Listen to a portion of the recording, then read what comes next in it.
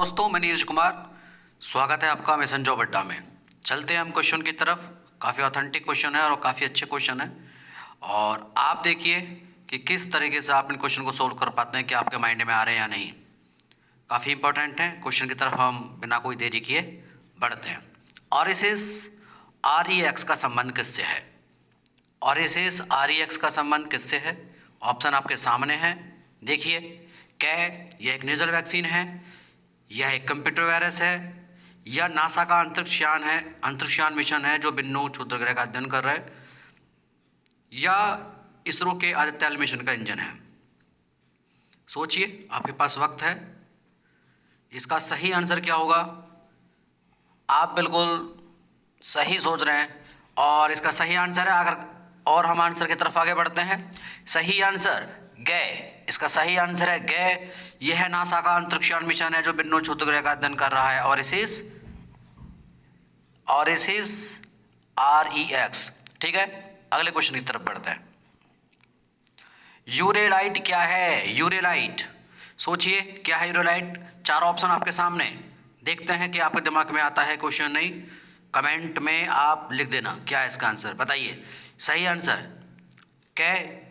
Green urea की एक नई किस्म है, एक इजरायली गन है, आदम उल्कापिंडों का एक दुर्लभ वर्ग है, या जापान का एक सुपर कंप्यूटर है। सोचिए, नोट कर लीजिए, अपने माइंड में आप सेट कर लीजिए आंसर।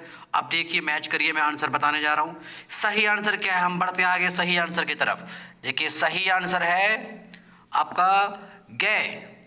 आदम उल्कापिंडों का एक दुर्लभ वर्ग है। ठीक है, इसका सही आंसर है। आपने बिल्कुल सही लगाया है, सही सोचा है। अगले क्वेश्चन की ओर बढ़ते हैं। अगला क्वेश्चन, यूरेलाइट के बारे में ये खोज किसने की? देखिए, ऑप्शन आपके सामने। बहुत ही इंटरेस्टेड क्वेश्चन है भाई। यूरेलाइट को जब है तो इसकी खोज किसने की? कोलंबिया विश्वविद्यालय अमेरिका के वैज्ञानिकों ने, नासा तथा इसरो के वैज्ञानिकों ने, यूरोपीय अंतरिक्ष एजेंसी ने, इलाहाबाद विश्वविद्यालय तथा बर्न विश्वविद्यालय ने। बताइए सही आंसर, सोचिए सही आंसर क्या होगा। सोचिए सही आंसर क्या होगा, लगाइए माइंड। 30 सेकंड का समय आपके पास है। 30 सेकंड से पहले पहले पेपर में करना होता है एग्जाम हॉल में, समझ गए? क्योंकि हमें मैथ रीजनिंग को भी समय देना होता है। तो इसका सही आंसर, हम आंसर की तरफ बढ़ते हैं। इसका सही आंसर है घ, इलाहाबाद विश्वविद्यालय तथा बर्न विश्वविद्यालय। घ, ठीक है, सही आंसर इसका घ, इलाहाबाद विश्वविद्यालय तथा बर्न विश्वविद्यालय। बर्न विश्वविद्यालय स्विट्जरलैंड में। तो आपको थोड़ा शौक लगा होगा भाई, इलाहाबाद विश्वविद्यालय के भी लोग साइंटिस्ट खोज कर रहे हैं। ठीक है, ऐसे ही क्वेश्चन गलत हो जाते हैं एग्जाम में। हम लगाते हैं नासा, इसरो या कोलंबिया, तो एक गलत हो जाता है आपका। तो बिल्कुल सही आंसर है। अगर आप पता है तो बहुत अच्छी बात है, नहीं पता है तो याद कर लेना। इलाहाबाद विश्वविद्यालय तथा बर्न विश्वविद्यालय के वैज्ञानिकों ने इसको सर्च किया है। ठीक है, इसकी खोज की, डिस्कवर किया है इसको। ठीक है, आगे बढ़ते हैं अगले क्वेश्चन की तरफ। अगला क्वेश्चन, भारतीय स्वतंत्रता के 75 जो वर्ष अभी हुए हैं, तो उसके आज़ादी के अमृत महोत्सव के समापन के कार्यक्रम के रूप में को कैसे मनाया जा रहा है? अमृत महोत्सव का जो समापन हुआ है उस कार्यक्रम को कैसे हम लोग मना रहे हैं, यानी कि इंडिया कैसे मना रहा है? सोचिए। ए, सुफलाम सुजलाम योजना के रूप में, बी, मातृदेवी योजना के रूप में, मातृभूमि योजना के रूप में, सी, एकता दिवस, डी, मेरी माटी मेरा देश अभियान। सही आंसर क्या होगा? बिल्कुल सही सोच रहे हैं। आपको ये क्वेश्चन याद है क्योंकि ये इजी है। आपने बिल्कुल दिमाग में सही सोचा है। ABCD में से आपका आंसर बिल्कुल सही है क्योंकि एक आसान क्वेश्चन है। सही आंसर डी, मेरी माटी मेरा देश अभियान। ठीक है, मेरी माटी मेरा देश अभियान, बिल्कुल राइट। ठीक है, अगले क्वेश्चन की तरफ बढ़ते हैं। अगला क्वेश्चन बिल्कुल इंपॉर्टेंट क्वेश्चन है। अगला, नागरिक गोताखोर जलवायु परिवर्तन से लड़ने के लिए कहाँ सी ग्रास को रिस्टोर कर रहे हैं? सी ग्रास बहुत इंपॉर्टेंट है वहाँ के लिए। कहाँ कर रहे हैं सी ग्रास को? सी का मतलब समुद्र। सी ग्रास को, ग्रास होती है घास, तो सी ग्रास को कहाँ पर रिस्टोर कर रहे हैं, यानी कि वो घास में कमी आई है तो उसको रिस्टोर किया जा रहा है। सही आंसर क्या होगा? सोचिए। बाल्टिक सागर, उत्तरी सागर, अरब सागर, बंगाली खाड़ी। सोचिए क्या आपके माइंड में, सोचिए। सही आंसर, सही आंसर क्या पढ़ रहे हैं? आपने सोच लिया होगा, मैच करिए अपने दिमाग में जो आपने सोचा है, क्या वही सही है? सही है तो बहुत अच्छी बात है, आप आगे बढ़ रहे हैं। सही आंसर बाल्टिक सागर। सही आंसर है बाल्टिक सागर, ए, बाल्टिक सागर। सही आंसर बाल्टिक सागर। ठीक है, बाल्टिक सागर में आपका सी ग्रास को रिस्टोर किया जा रहा है। आगे चलते हैं अगले क्वेश्चन की तरफ। हाल ही में देखिए क्वेश्चन कहेंगे कि ज्योग्राफी कहाँ से है, भैया ज्योग्राफी तो है लेकिन ज्योग्राफी की करंट है। ध्यान रखना, करंट कई तरह की होती है। ज्योग्राफिकल होती है, आर्थिक करंट होती है, इकोनॉमिकल आपकी इकोनॉमी से जुड़ी हो गई, साइंस टेक की करंट अफेयर अलग होती है। अलग अलग करंट अफेयर रहती हैं, हिस्ट्री की भी करंट अफेयर होती है जो खोजें होती हैं। तो गल्फ स्ट्रीम जलधारा हाल में क्यों चर्चा में रही, सोचिए, देख लीजिए। गल्फ स्ट्रीम जलधारा भूगोल में पड़ी हुई होगी। गल्फ स्ट्रीम जलधारा हाल ही में चर्चा में क्यों रही? तो इसका सही आंसर क्या होगा भाई? 2025 तक ये जलधारा समाप्त हो जाएगी। वो भी समुद्री जलधाराएं स्थायी होती हैं, ठीक है। बी, वैज्ञानिकों ने बताया कि जलधारा अत्यधिक गर्म हो चुकी है। गल्फ स्ट्रीम कैसी जलधारा है, ठंडी है गर्म, सोचिए। बी ऑप्शन है, ये ज़्यादा गर्म हो चुकी है। सी, वैज्ञानिकों ने बताया कि यह जलधारा 2025 तक अपना मार्ग बदल देगी। वैज्ञानिकों ने, कौन जो लिखा हुआ है भाई ये थोड़ा गलत है, इसको इग्नोर करें। वैज्ञानिकों ने बताया कि जलधारा 2025 तक अपना मार्ग बदल देगी। तो इसका सही आंसर क्या होगा? या उपयुक्त तो सभी क्वेश्चन सही हैं, बताइए। ये कौन नहीं है इसमें? या उपयुक्त तो सभी क्वेश्चन सही है, बताइए। सही आंसर, आप बिल्कुल सही दिशा में हैं, सही पकड़े हैं आप। सही आंसर है कि वैज्ञानिकों ने बताया कि ये जलधारा 2025 तक समाप्त हो जाएगी। ये चर्चा में रहा है कि ये धारा समाप्त हो सकती है। बहुत बड़ा संकट आ सकता है, पर्यावरण संकट आ सकता है। आपको पता है कि ये जो गल्फ स्ट्रीम की जलधारा है, लैब्राडोर की जो ठंडी जलधारा है, न्यू फाउंडलैंड के निकट ये आपस में मिलती हैं और वहाँ पर मछलियों का बहुत बड़ा उत्पादन होता है। पिलवक होते हैं ना, प्लैंकटन, वहाँ पर वो विकसित हो जाते हैं और मछलियों का वो भोजन होता है। अगर इस तरीके की जलधारा समाप्त हो जाती है तो आप सोचिए क्या होगा। जो हमारा फिश प्रोडक्शन है वो इंटरनेशनल लेवल का वो बहुत डाउन होगा, वहाँ के लोगों का भोजन में दिक्कत आ सकती है। तो वैज्ञानिक बताया कि जलधारा 2025 तक समाप्त हो सकती है, गर्म जलधारा, ठीक है, चर्चा में है, ध्यान रखना आप। तो इसका सही आंसर ए। अगले क्वेश्चन की ओर बढ़ते हैं। अगला क्वेश्चन बहुत इंपॉर्टेंट, सुना भी नहीं होगा अभी तक, शायद आपने सुना है तो दी बेस्ट आंसर बताइए।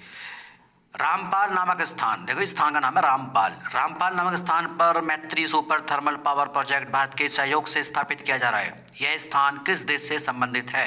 सोचिए, यह स्थान किस देश से संबंधित है जहां भारत कॉपरेट कर रहा है, सहयोग कर रहा है, ठीक है। Option A Nepal, option B Bangladesh, option C Sri Lanka, option D Bhutan.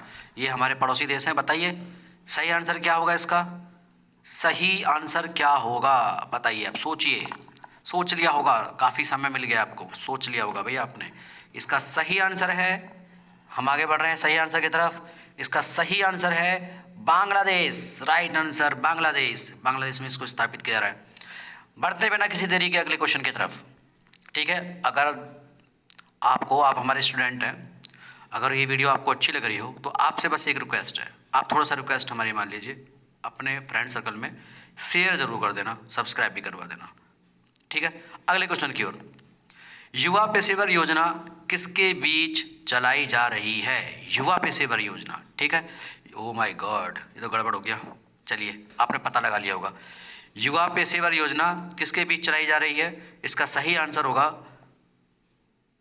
देख लिया आपने, सही आंसर भारत और ब्रिटेन। युवा पेशेवर योजना किसके बीच चलाई जा रही है? भारत और ब्रिटेन के बीच में, ठीक है। वो चीज़ मैं ध्यान नहीं दे पाया, आपने नीचे देख लिया होगा। देखिए ये रहा, भारत और ब्रिटेन। ब्रिटेन 18 से 30 वर्ष की आयु के डिग्री धारकों को 2 साल तक एक दूसरे के देश में रहने के लिए काम करने की अनुमति देगा, ठीक है। अगले क्वेश्चन की ओर बढ़ते हैं, ठीक है। हाल ही में किस देश के वैज्ञानिकों ने मियोसिन युग के जीवाश्म वन का पता लगा लिया है?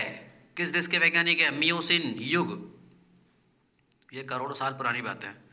अच्छा, उस समय के जीवाश्म का पता लगाना, ये भी एकदम सरप्राइज है। बताइए किस देश का वैज्ञानिक? एक लाइन है, याद कर लेंगे, कोई दिक्कत नहीं है। इस टाइप के क्वेश्चन कभी कभी आ जाते हैं और हम परेशान हो जाते हैं, कहाँ से आ गया, ठीक है। सही आंसर की ओर बढ़ते हैं। सही आंसर ए, जापान के वैज्ञानिकों ने, ए जापान के वैज्ञानिकों ने, ठीक है। अगले क्वेश्चन की ओर बढ़ते हैं। यूनेस्को का एशिया प्रशांत सांस्कृतिक विरासत पुरस्कार भारत के किस रेलवे स्टेशन को दिया गया है? यूनेस्को का एशिया प्रशांत सांस्कृतिक विरासत पुरस्कार बहुत इंपॉर्टेंट है, बताइए। थाने रेलवे स्टेशन, जहां पहली बार ट्रेन चली थी, Byculla railway station, Raigarh railway station, Lucknow railway station. Awadh के ज़माने का रेलवे स्टेशन है लखनऊ रेलवे स्टेशन। सोचिए चार ऑप्शन में से कौन सा हो सकता है। आपके दिमाग में क्या रहा है भाई, थोड़ा गलत सोच रहे हो। नहीं नहीं नहीं, इधर नहीं, इस वाले ऑप्शन पे नहीं जा सकता। थोड़ा सोचिए, सही से सोचिए आप। अच्छा अच्छा, ठीक है, सही आंसर की ओर बढ़े, सोच लिया। सही आंसर ख, Byculla railway station. Byculla railway station को दिया गया। भैया मुंबई के पास में रेलवे स्टेशन है। थाने से और मुंबई के बीच में जब ट्रेन चली थी तो उसी दौरान भायखला रेलवे स्टेशन से भी ये ट्रेन निकलती थी, तो इसी को यूनेस्को का ये पुरस्कार दिया गया, भायखला रेलवे स्टेशन, मुंबई के निकट। ठीक है, अगले क्वेश्चन की ओर बढ़ते हैं। ये हमारा हो गया। लंबे समय तक सूखा रहने के कारण, सूखा पड़ी है ना, तो किस नहर में, नाहर नहीं है नहर, किस नहर में प्रतिदिन पानी के जहाज़ों के आवागमन को सीमित कर दिया गया है। जो पानी के जहाज आते जाते हैं उसको सीमित कर दिया गया है, किस नहर में। ठीक है, तो नहर कौन सी है, ऑप्शन आपके सामने है, आप सोचिए। वो नहर है सुएज नहर, पनामा नहर, कील नहर, इंदिरा गांधी नहर। सोचिए, तो इसका सही आंसर क्या हो सकता है। तो इसका सही आंसर है, आप बताइए ना, सही आंसर, सही आंसर है इसका, चलते आगे, ख, पनामा नहर। सोचिए कहाँ पर है पनामा नहर, आप सोचिए। पनामा नहर उत्तरी अमेरिका और दक्षिण अमेरिका महाद्वीप है, उनके बीच में आप देखेंगे पनामा। ये पनामा नहर का अधिकार पहले अमेरिका के पास था, अब तो इसको, ये पनामा एक देश है छोटा सा, उसी को ये अधिकार दे दिया गया है।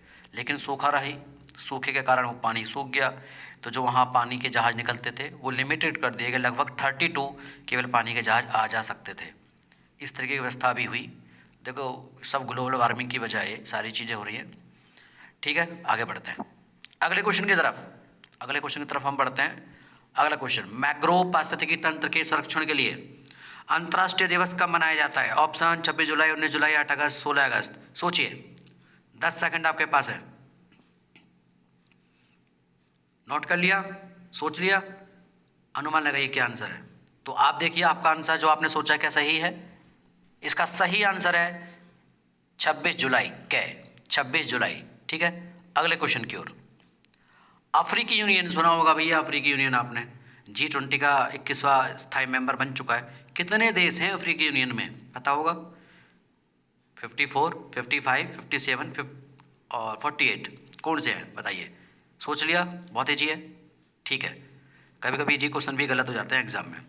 तो अगला क्वेश्चन, सॉरी अगला क्वेश्चन ही पहले इसका आंसर बता देता हूँ। ठीक है, इसका सही आंसर है ख। सही आंसर क्या है इसका, ख, यानी कि बी, 55 देश। इसमें 55 देश हैं। देखिए करीब करीब के देश से जाते हैं, जैसे 54 हो गया, तो ये गलत हो जाएगा आपका, 55 देश इसमें है। ठीक है, 55। अगले क्वेश्चन की ओर। अफ्रीकी यूनियन के बारे में कौन सा कथन गलत है। जब इसको शामिल किया गया तो उसके बारे में थोड़ा और भी नॉलेज ले लेते हैं। अफ्रीकी यूनियन के बारे में ज़रूरी नहीं है कि यही पूछे एग्जामिनर कि भैया किसवां सदस्य बन गया है G20 में अफ्रीकी यूनियन, उसकी और अदर डिटेल्स भी ले सकता है। तो इसमें अफ्रीकी यूनियन के बारे में कौन सा कथन गलत है, आप सोचिए। क्या, अफ्रीकी यूनियन का मुख्यालय इथोपिया के आदिस अबाबा में है। ख, अफ्रीकी जो यूनियन है इसको 2002 में लॉन्च किया गया था। अफ्रीकी यूनियन G20 का स्थायी सदस्य बन गया है। अफ्रीकी यूनियन जो देश हैं इनका कार्य है इस यूनियन का तेल की खोज करना। तो इसका सही आंसर क्या है, पकड़ लिया आपने सही आंसर। मुझे लग रहा है कि आपको बहुत ईजी लगा होगा, पकड़ लिया, एकदम अलग दिख रहा है। सही आंसर क्या है, तो इसका सही आंसर है, देखिए सही आंसर की तरफ हम बढ़ रहे हैं, घ, तेल की खोज करना। नहीं, शांति सुरक्षा के जो मामले होते हैं उसके लिए यूनियन बनते हैं। तेल वेल की खोज के लिए कोई यूनियन ये नहीं बनाया गया। अफ्रीकी देशों का यूनियन है, 55 देश हैं, तो ये शांति एवं सुरक्षा के लिए है। ठीक है, आगे अगला क्वेश्चन। इसरो की घोषणा के अनुसार 30 जुलाई को सिंगापुर का एक उपग्रह है, सिंगापुर के वैसे एक नहीं कई उपग्रह छोड़े गए थे, लगभग 7 थे, तो एक उपग्रह है उनमें DSSAR को ले जाने के लिए किस प्रक्षेपण यान का प्रयोग किया गया इसरो के द्वारा। 30 जुलाई को सिंगापुर के उपग्रह DSSAR, पूछ सकता भी कौन से उपग्रह को भी लेके गया था, तो कौन से प्रक्षेपण यान का प्रयोग हुआ था। PSLV C56, PSLV C54, C52, C59। सही आंसर, आप बिल्कुल सही आंसर की आप तरफ बढ़ रहे हैं, आपने सोच लिया। इसका सही आंसर है, सही आंसर है इसका ए, बिल्कुल राइट, ए, C56, PSLV C56 polar satellite launch vehicle, ये PSLV की फुल फॉर्म होती है। ये लॉन्च करते हैं, किसी भी सैटेलाइट को लॉन्च करने के लिए यूज़ किए जाते हैं। ठीक है, अगले क्वेश्चन की तरफ बढ़ते हैं।